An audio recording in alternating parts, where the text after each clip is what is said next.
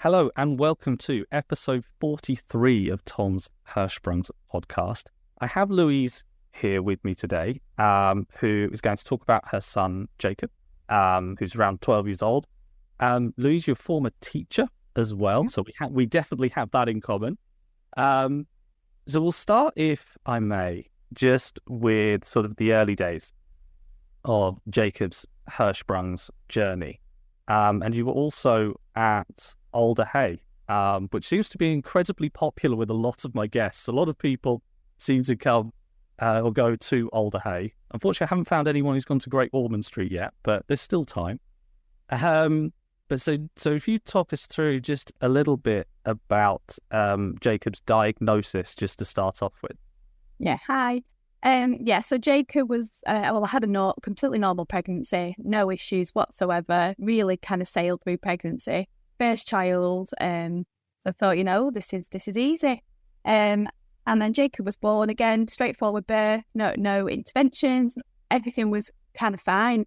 And again, myself and my husband just thought, this is, we've got a dream baby. He was quite quiet. He slept a lot. So, other babies on the ward were crying and we thought we got lucky. And then my husband went home that evening and he came back to collect me to go home the next day.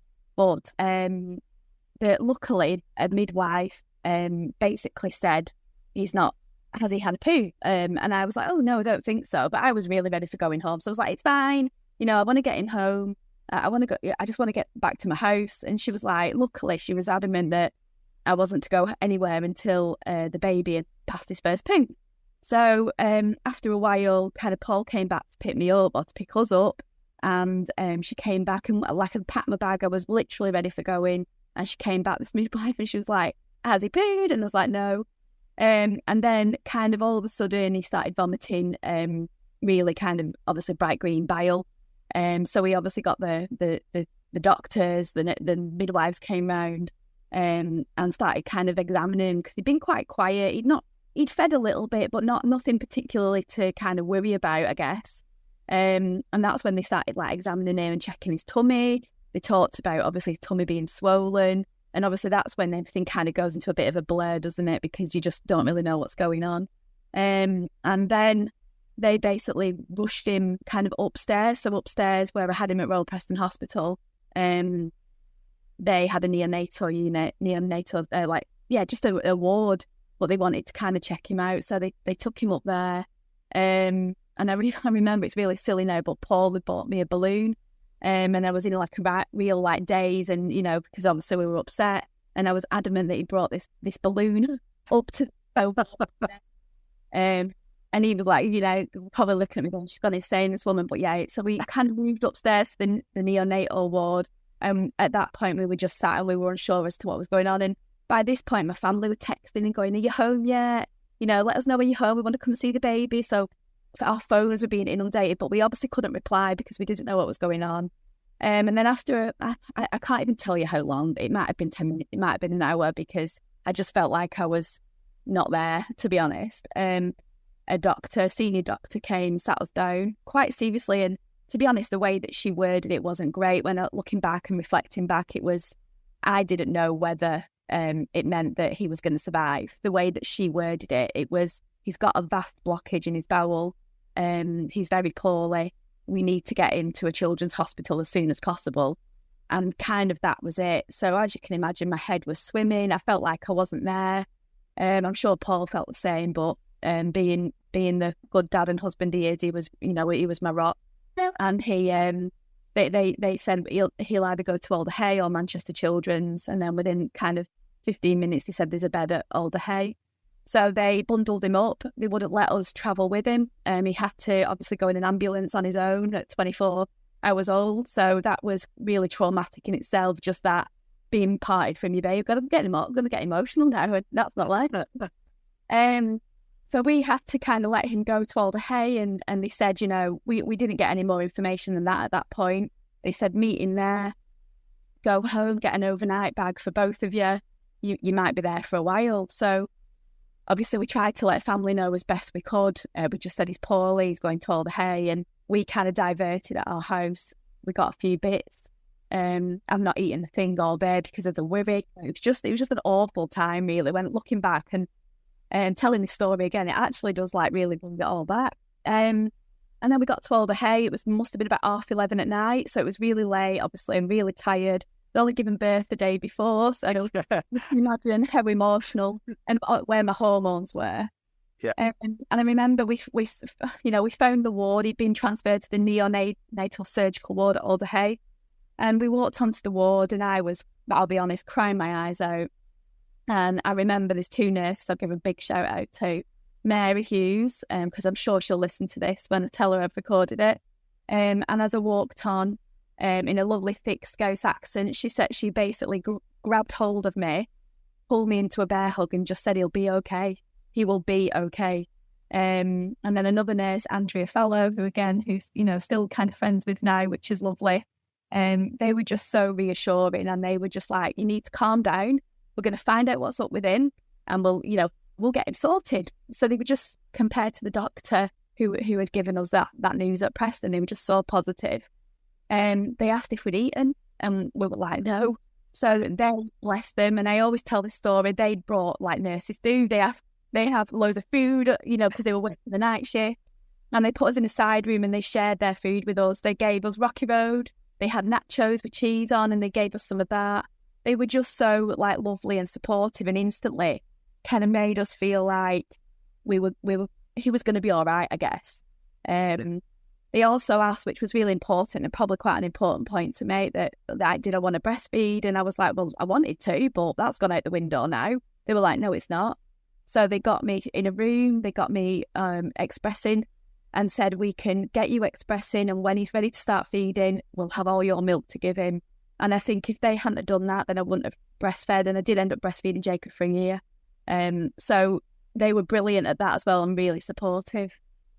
And then basically, obviously the doctors come, they start testing. They talked about it possibly might be cystic fibrosis, which was obviously quite a worry, because I think sometimes bowel blockages are quite common in that condition as well.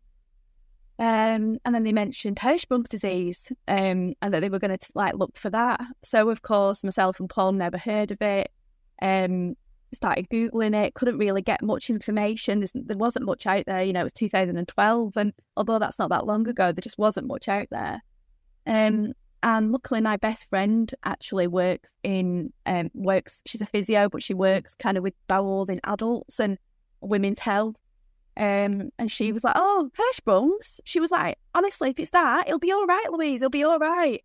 So I think that reassurance from Claire did help a little bit as well. So they did some bowel biopsies, and at 5 days old, they also created a stoma. So his blockage was very vast, and it couldn't be managed with irrigations and washouts. So they decided to create a stoma, and he had an ileostomy at 5 days old. And then at 10 days old, the diagnosis came back. So it was 10 days when we got that Hirschsprung's diagnosis. And then, of course, at that point, I didn't even know that there was short segment or long segment or tall segment. No.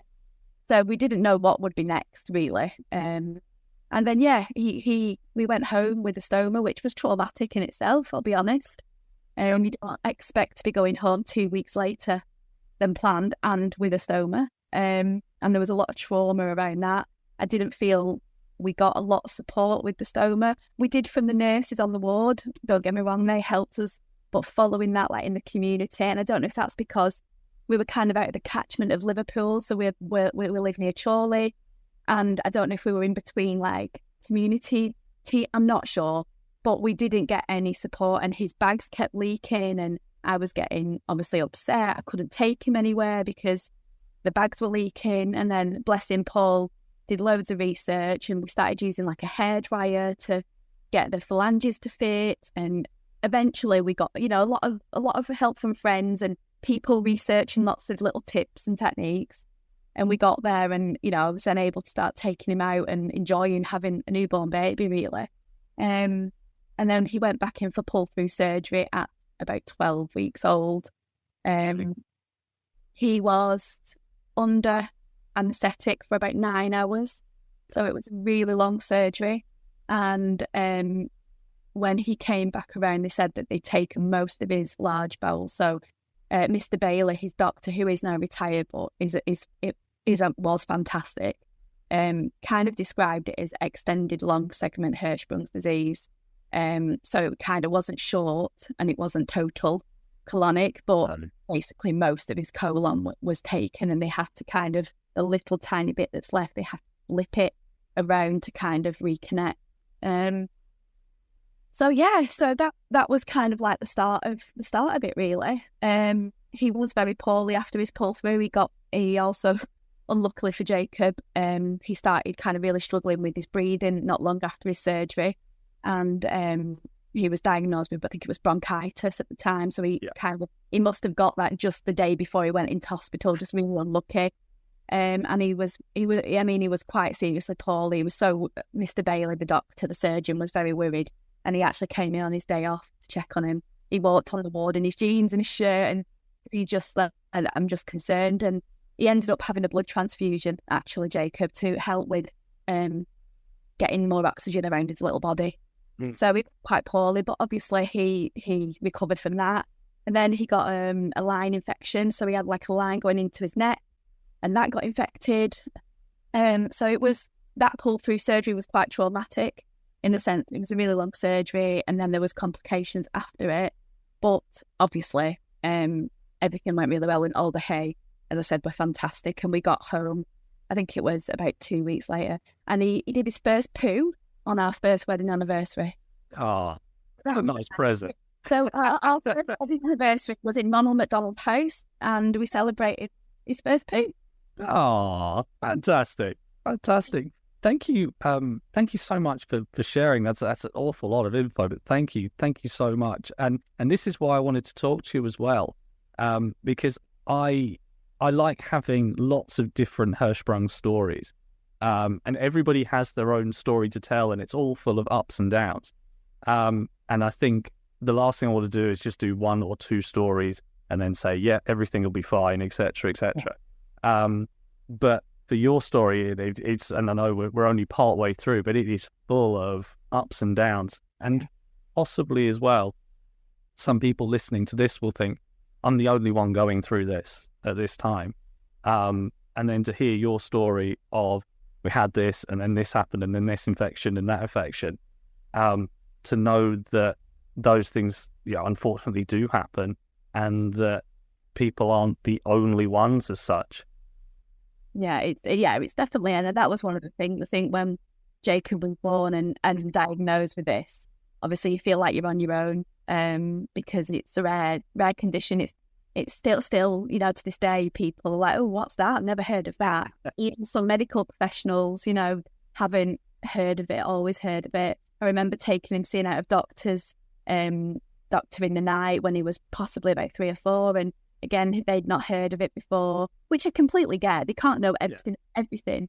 But it was such a daunting time, not knowing what it was. And I guess kind of my feelings are, obviously, that ups and downs, it's still very much like that now. And kind of one of the things I wanted to touch upon, really, that while the pull-through surgery was successful, obviously things are not always easy for Jacob, and it's a tough gig having Hirschsprung's, and some websites will lead you to believe that once the pull-through has happened, they've got a cure.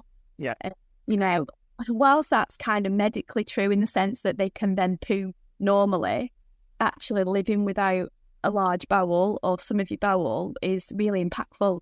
And I think for Jacob, we've definitely seen lots and lots of ups and downs, and even at the age of 12, still getting that. Although at the moment he's in a kind of a fairly good place with it, but that's a very new thing. No, I think that's important to stress as well, because I as I said, today I think it's around 25 plus episodes of the podcast out of 43 are Hirschsprung's related, and everybody has a little bit of a different story to tell. I take something away from every single person, as well as my own story. I mean, as you said, some people have come on and they've said, well, had the pull through it, X amount of months. Now everything's fine. And that's great. That's wonderful. Fantastic. And then I've had sort of from all extremes, and then, having all manner of surgeries, like myself having 10 surgeries and everything in between. So it is very individual, if that makes sense. And then it's just sort of the aim, I guess, of the podcast is to kind of show that there are lots of different types out there, but there are also lots of people who are thriving as well. Jacob definitely sounds like he's thriving. Oh, he is, and nothing stops him at all. He's in a football team. He's got loads of friends. He's recently taken fishing, randomly. He loves his Xbox. So in that sense, obviously, completely normal kind of preteen, we'll call him. Very much going through the preteen stage. But obviously his Hirschsprungs does stop some things. He at the moment still hasn't ever slept at a friend's house, and that's not through him. He wants to, but because of his care needs, that can't happen just yet. Equally, he hasn't had a friend sleep here for the same reason. Although we are, like I said, with the treatment that he's on at the moment, things are looking brighter and better, and hopefully that can happen soon. In the early days, you can't go on long journeys, and so as we spoke about earlier, that Jacob's an Aston Villa fan. We often go to the games. We have family in Birmingham, and we've been to kind of Villa Park to watch a football game, and we've left Villa Park, got in the car to travel home up the M6, and the inevitable happened, and we've had to kind of divert and turn back to Birmingham and go back to Grandma's to sort Jacob out. So in some ways, it does impact some things, but obviously he's got loads of resilience, tons of it, and just tries to get on with, a normal life. But I think it's important to point out that, of course, if you've not got most of your bowel, there are going to be issues. Yeah, of course. In the main, and for some it'll be more severe than others, and that's quite a difficult thing to get your head around, because that, like you said earlier. I know of a family who've got a little boy with total colonic, and they've literally had no issues since pull-through, like no issues whatsoever. Whereas Jacob's got a little bit of his colon left, just a little bit, and probably a pointless bit, to be honest. But we've had more issues, and it's really difficult to get your head around how everyone's so different as well. Yeah, I think so. And certainly in my experience of talking to so many people, whether they've been on this podcast or whether I've just sort of spoken to them via Instagram or whatever, there are so many different types. And I know you said as well about not knowing about the 5 different types and whatnot. And to be honest, until a year ago, I only thought there was one type. I only thought there was a short segment Hirschsprungs, and that was it. And I had to do sort of my own research, because obviously for doing the podcast. And you're right, that there's still a lot of work to be done there, I think. I mean, don't get me wrong, there are a lot of people who do fantastic work. So many a few charities out there. There's people who write blogs, etc., etc. But I think when you said you still go to see doctors and say, oh, then he has Hirschsprung's disease, and they go, what's that, etc. Yeah. How do you? Because I seem to find this with a lot of different people, but how do you explain that? Because I kind of got it down to a couple of sentences in the end, from about 3 paragraphs. But if you go to a doctor and they say, oh, he has Hirschsprung's, and they say, not heard of it, what's that? How do you sort of in a quick way explain that? I think I just kind of say it's where the nerves in the bowel walls haven't developed or are missing, and therefore they're the nerves that basically contract and push the poo out of your body, so it can't be pushed out. It's kind of as simple as that, really. Brilliant. That's so much more succinct to the mind. Hand gestures maybe help as well, Yes. But yeah, it's just, and that's just a simple way of explaining it. yeah. And then to you know, if I was explaining it to perhaps somebody I didn't want to know too much detail, I would just say he's got a stomach problem. I would just, you know, and if Jacob is telling a friend and he doesn't want to go into the depth and detail of what it is, then I think it's accepted that a stomach problem or a stomach issue is the norm, and that's fine. So yeah, yeah, definitely. No, that's a brilliant explanation. I think that can often be a tricky one to explain to friends. I know I've had that before when explaining to people, and you kind of almost play it down a little bit and kind of go, oh, it's stomach issues occasionally. I think it's true as well, isn't it? Some people don't like talking about bowels and poo, and I'll be honest, for us, it's all we've talked about since the day Jacob was born. So it's very, very normal kind of in this household, because it has to be. And of course, when my second child was born, there was a big watch over Max for his first poo, and you know, they kept me in hospital again until that happened. And Max is fine and doesn't have Hirschsprung's disease, but it's just kind of, even to his younger brother Max, he's a fantastic like little brother as well, and he would say things like, "Mummy, Jacob's tummy looks very swollen. I think he might need to go to the toilet." You know, when he was little. Wow. So he used to really kind of understand and get involved. I mean, now Max is nearly 10 and Jacob's 12, so he's like, they just ignore each other in that respect now. But Max very much got involved in his kind of care and understood what to look for and stuff when he was little as well. So yeah, it's just kind of very. That's fantastic. That's so good that he's so aware, and that it kind of helps, I guess, in a way.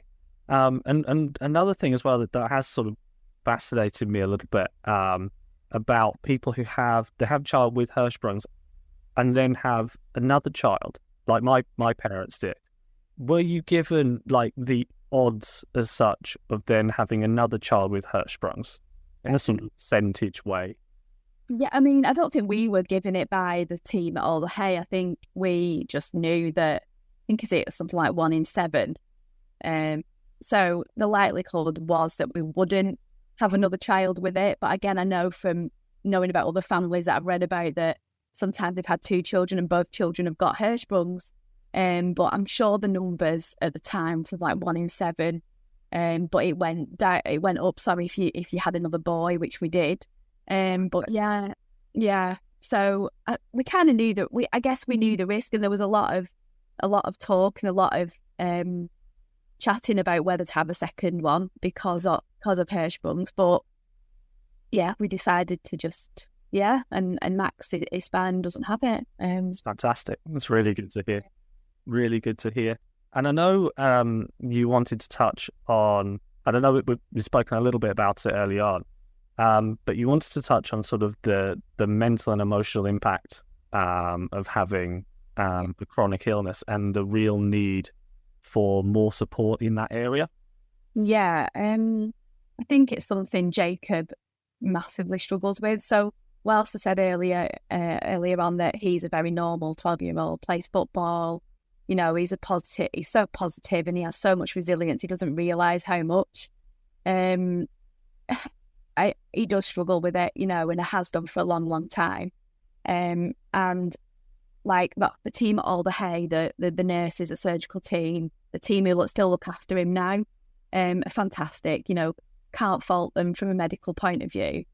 But I just feel as a mum, and you know, Paul would agree, my husband, that there's no support for, you know, like you said, it's not just Hirschsprung's, I guess, but for children living with chronic conditions that really do impact their everyday life. And I remember one time, you know, a couple of years ago, Jacob started having real kind of anger issues, really quite out of character, to the, you know, and not to go on for too long, but they got to the point where they were really distressing. He was trying to harm himself sometimes. He was upturning his bedroom, and this kind of went on for a few months. And myself and Paul, my husband, we at the time thought it was down to having Hirschsprung's and not dealing with it very well, because at that point in time, things were a real struggle. He was having accidents in the day. Obviously, at night time, it was constant, like every single night. he was up at 2 a.m. in the shower. We were changing his bedding. And it was just a real kind of hard on him. And it was every single day. It was relentless, really. So we just put the anger down to kind of Hirschsprung's. But again, when I mentioned that in an appointment, there wasn't really anything. And I'm not blaming all like the doctors at that time. They didn't have a service that they could refer us to, basically. They kind of just were like, I don't know what to say. I don't know what to do. It's not like they could go, oh yes, Jacob, let's refer you to this service because you're struggling to deal with this condition. There was nothing for them to refer him to. So yeah, we just had to keep going. And, you know, I know we might touch upon this later on, but it transpired that actually with lots of other issues going on, Jacob was eventually diagnosed in 2023 with ADHD. Presents quite differently to what you would expect with his ADHD. It's what you call a masker. So in, you know, outside of the home at school, presents kind of like the perfect child, works really hard, he's academic, lots of friends. But actually what was really going on, he was masking at every moment. And when he came home, that was when obviously he was erupting a bit like a bottle of fizzy pop, just kind of erupting. And he couldn't. And although we now know that some of that was the anger with the Hirschsprungs, and he still is very angry, don't get me wrong, that's not gone away. He still has evenings where he doesn't want to engage in his irrigation system. He still says, I'm not having it. And we kind of, he's 12 now, we can't force him to have it. We can only tell him the benefits of having it. But yeah, we figured out that kind of the anger at the Hirschsprungs, as well as being neurodiverse, it was just too much. And so once he got the diagnosis of ADHD, actually it really helped. He is medicated for that and he can regulate his emotions better, which I think means he can deal with his Hirschsprungs better. Yeah. But it's not perfect. But yeah, I just really wish there was more out there to support. School were great. They did put him through some counselling at one point, and we paid for some private counselling that didn't really work out. It was during lockdown. It ended up having to be on Zoom, and you can't get that kind of connection, I guess. But when school referred him and he had some sessions with a local charity, actually, he really liked that. It was face to face, and he had a good connection with the girl, the counsellor called Becky. And he had some support there, and she kind of gave him some tools to use. But I just feel like, there's not enough emotional support for children who are living with these kind of chronic conditions. And I guess that's something that I wanted to talk about a little bit. There was a charity, so Champs Appeal was a fantastic charity that existed. Unfortunately, that's closed now. There is still a Facebook group that's live and active. So if anyone's listening to this and they wonder, is there a Facebook group? There is one, Champs Appeal support group. And there's loads and loads of parents in there who, have all got children with Hirschsprungs. But I think, it's just, I don't know what the answer is, because we know that mental health services are at crisis point anywhere in this country. It's just something that I just wanted to kind of talk about, because he has struggled, he really has, and it's still not easy now. And I just kind of wanted to make sure the message was out there, really, that it's not just when they have the surgery, it's not just fixed, it's not gone. And like you said earlier, for some it might be, but I would imagine that most Hirschsprung's patients have some degree of emotional kind of upset or, frustration or anger or physical symptoms, which is what Jacob has as well, that impacts his day-to-day life. Definitely. And I think that's so important to touch on. And again, that's why I want to get, lots of different perspectives, because it's like you said, not everybody's the same. They do go through lots of different ups, downs, challenges, etc. And I know we were talking a little bit about Champs, and I know it's defunct now. But when you were sort of a part of Champs, what kind of things did they do? Yeah, so Champs was just a really good place to talk to people who were going through the same thing, So you'd get in touch with someone, and actually you can still do that on the Facebook group. So, recently Jacob was admitted into Alder Hey just this year. He had suspected enterocolitis again. So he has had it for 3 or 4 times and has had various kind of hospital stays with it. But you kind of sometimes question yourself because you go into a bit of panic. You know, is it enterocolitis or is it just a bug? So even in that group, I just popped on, you know, he's feeling like this. He feels, you know, like lethargic. He's got a bit of a temp. His poo's changed. What would you do? And I think the support from that community, they just kind of go, no, take him in. Like, take him in. Don't kind of hesitate. So just that level of support. But in terms of the charity when it was running, it was run by another mum called Sarah. And it was fantastic. So she would arrange events for families and children with Hirschsprung's disease. And there would always be a Christmas party. So all the kind of community, the Hirschsprung's community came together for a Christmas party. There would be Father Christmas, there would be food, and the charity would pay for the families to travel and to stay in the location of where the party was. So I think that the whole point of the fundraising was actually to bring Hirschsprung's families together. So you've got that community and that support network. She also used to organise days out. So I remember one year we went to Eureka in Halifax, and obviously the charity paid for the tickets for the family to go, and again supported some families with travel if they couldn't, you know, drive over there. And, you know, the day was ours to go around and do what we want, but we all met at lunchtime and had a picnic, and you got to kind of, you know, you got to know people. And, you know, I still to this day have some kind of friends, you know, on social media who were from that community when we used to go to them events. So it was a really, really good kind of place for support and a fantastic charity.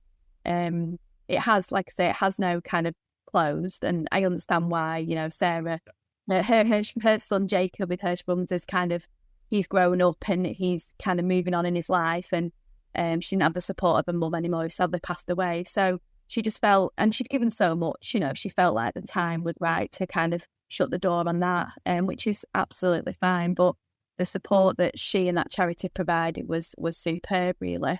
So I know we talked about, hopefully one day there might be something for new families, you know, coming through who need that support as well. I think so. I mean, there definitely is an opening in this country for a Hirschsprung's charity. I know, obviously, I do my work with Reach, and there are lots of other. There are obviously lots of other charities around the world, and they do bits and pieces.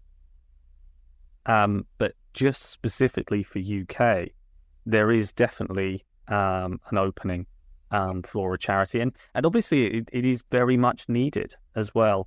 In terms of all charities needed, but yes, definitely a Hirschsprung's charity. If there's somebody listening that wants to start opening up a charity, it will be very much needed. And I think also, I know we were talking as well off air, you know, about charities, and that we'd both be willing to, you know, support somebody if they had the idea and wanted to go, right, you know, I want to do this or make this charity. I think that there would definitely be the support from people like us and lots of other people that I know and have interviewed as well, that would be very happy to lend a hand. But I think definitely very much needed. And as we work sort of towards the back end of this, I'd like to talk a little bit about Jacob now and how he sort of, I know you talked a little bit about his ADHD and hyperfocus, but he's also very, very much into football, isn't he? He is. He's massive into football. That is, we always wondered throughout his childhood why he had obsessions with different things. And, you know, children do get kind of focused on certain toys or characters, but it was always the extreme with Jacob. He could name the Star Wars characters, every single one, at the age of like 2. I think he was younger than 2. He got obsessed with Indiana Jones for like a year. I mean, Indiana Jones at the age of 4. And it's because he watched the film once with his dad, and then everything was Indiana Jones. He had the outfit, he had a birthday cake. It was, so as we kind of look back on things, we now realise why he, you know, he had those what we call hyperfocus, because the ADHD brain is fantastic at focusing on kind of one thing. The one thing that has been a constant for Jacob, and he is obsessed with, is football. Playing it, talking about it, playing it on the Xbox. He collects match tack cards, and we must have 500,000 match tack cards that he has in a big box. And he said, we're never getting rid of them. I want to be able to show my children them. So they're going in the loft at some point because I've got to keep hold of them. He's a massive Aston Villa fan. So, we go as much as we can because we live up in Lancashire. We have family in Birmingham. So we do try and get to the games when we can. But so he's kind of still 12 years later obsessed with football. He's always been massively into it. And he does go through phases. And again, now we know why he has these phases. So he throws everything into like a new hobby, or he throws everything into doing something. And sometimes after a week, he's done with it. And he does that with food as well. So recently he's he's got into fishing. Again, typical Jacob, just as the weather's changing and getting a bit nasty, he decides he wants to do fishing. And he's kind of been doing that quite regularly. But I know, and Paul knows, that at some point that will stop. And the rod that he bought himself out of his birthday money will just sit in the garage for the next forever. He does have a lot of the hyper focus. But obviously, to some extent, it can be really great because it means he gets really good at things. And, and in terms of like school and things, that's a real positive. But it does mean that you have to be patient because he does switch quite a lot. And then the food issues, I'll touch upon the food issues as well, because that's kind of pertinent to Hirschsprung's. And one thing I think my husband wanted to kind of me to talk about was that when we talked earlier about kind of support, there was never any support with food either. Like, I didn't know what he would be able to eat or what he couldn't eat. And again, for some Hirschsprung children, they can eat whatever. But we know, we knew from early on that Jacob, with dairy, he was very intolerant to dairy. So if he ate ice cream or he had proper milk, cow's milk, his bowel habits would change and would be worse than ever. And obviously he lives without a colon, so his stool is very, very kind of liquid anyway. So when he has dairy, it's just so much worse. So we tried to push for some support with food issues, but there wasn't really much there. At one point, we got an appointment with a gastroenterologist who kind of advised that he follow a low fibre diet, in the sense that kind of he doesn't need fibre because he goes enough to the toilet as it is. So try and avoid fibre. So we followed like a low residue diet, which is really challenging because actually it's things like, like a lot of fruit and vegetables obviously have that fibre in, and they were almost saying avoid it, avoid brown bread, avoid kind of like breakfast cereal, because it will make symptoms worse. So food was always a bit of a challenge as well. And then when he started presenting more with his ADHD symptoms, I'll be honest, food is the bane of my life, because he now has limited his foods to, I could probably tell you about 10 foods that he will eat. And again, he gets that hyper focus with them as well. So last week he was obsessed with eating the Dairy Leaf packs with crackers and ham in. And I was like, oh, good, another food. So I stocked up. So I got like 10 in the fridge. And then 5 days later, it's like, I don't want them anymore. It's really hard because as a mum and dad, you just want to go, stop wasting our money. Ridiculous. But obviously you've got to be sympathetic that it is part of his ADHD. And he's also got challenge with food from his Hirschsprungs as well. So food has been a real challenge and still is very much, like I said, the bane of my life. Planning what we're going to eat in a week is really difficult. I just have to rotate like literally 3 meals for Jacob, and we have to just accept that that's the way it is. And it's really hard when you're parents and you're trying to make sure they eat healthily and that you're trying to give nutritious food. But his ADHD means that he struggles with sensory issues, and part of that sensory issue is food. And he has his safe foods, and it's tricky. So it's navigating Hirschsprung's disease with ADHD has been a real challenge. Yes. And I think sometimes that's why he can be quite resistant to his irrigation. So he does have irrigation at night. And I was saying earlier before we came on the podcast that most nights now he is okay with it.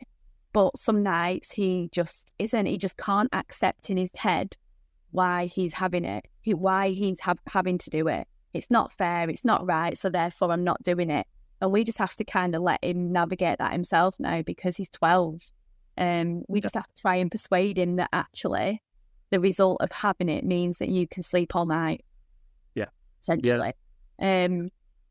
So it's been an interesting couple of years. Yeah, to say the least. Absolutely. But I think, again, you talk about a lot of things that people will have gone through before. And I know, obviously, when I had to do the washouts and whatnot from the age of 9 to about 15, that sort of 12, 13, 14 period, it is really tough. You just don't want to do it, but you kind of have to.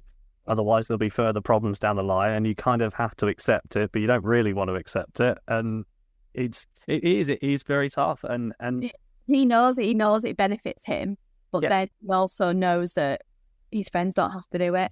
Yeah. And why and this is where the anger comes and the frustration and the upset. There's nights when he cries because and this is the challenging bit of Hirschsprung that I kind of did want to wanted to come on and talk about, because it's that frustration when I read things that they've had the pull-through surgery and everything's hunky-dory. Well, for some it's not. And it's not that we want to shout that out to the world, but I want other parents to be aware of some of the challenges you might face down the line. So your toddler or your baby might be doing really well now because they're in nappies, but it might be that, down the line there are further struggles. And I just think having that real open and honest conversation about it is just going to better prepare people.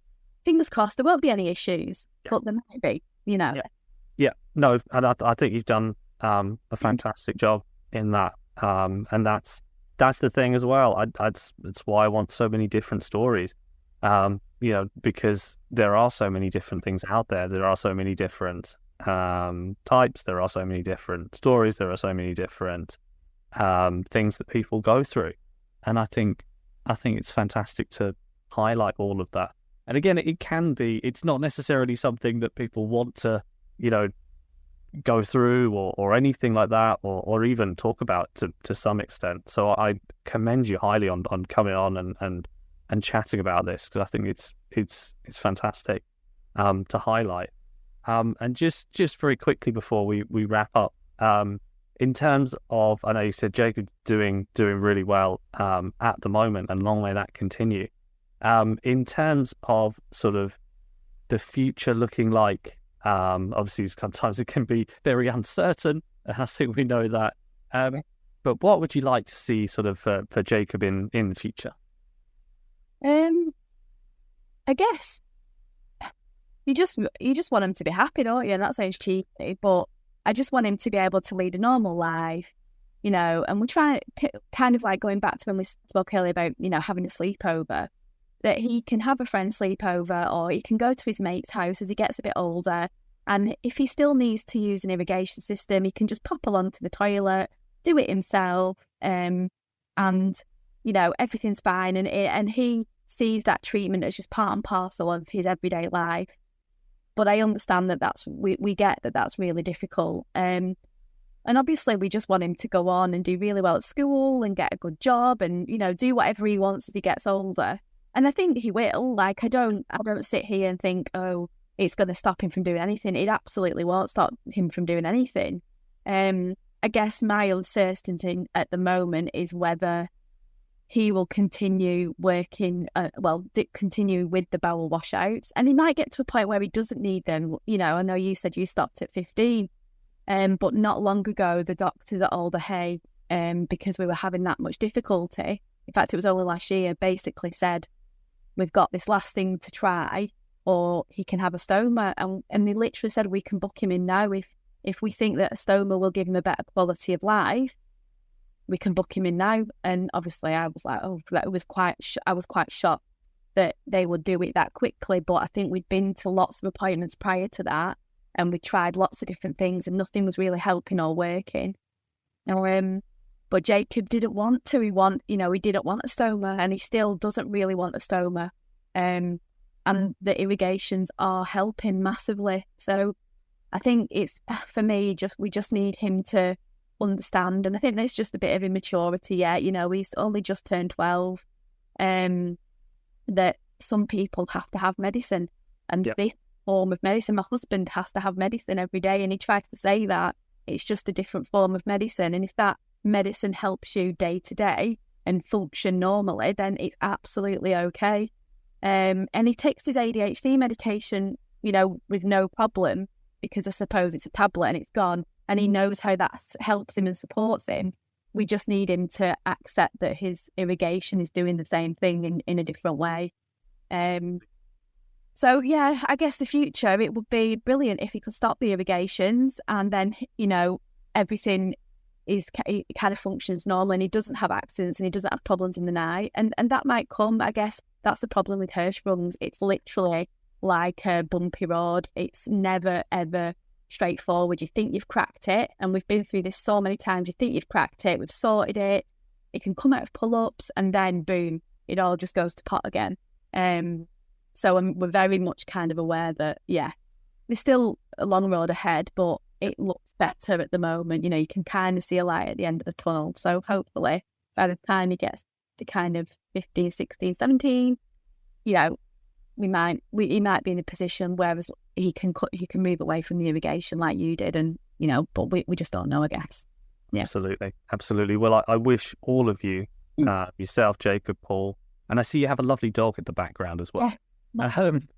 Monty in there, Monty the strawberry. Well, thank you so much for coming on, sharing your story, sharing Jacob's story, and I wish you all the best in the future. No, thank you for having me. Thank you.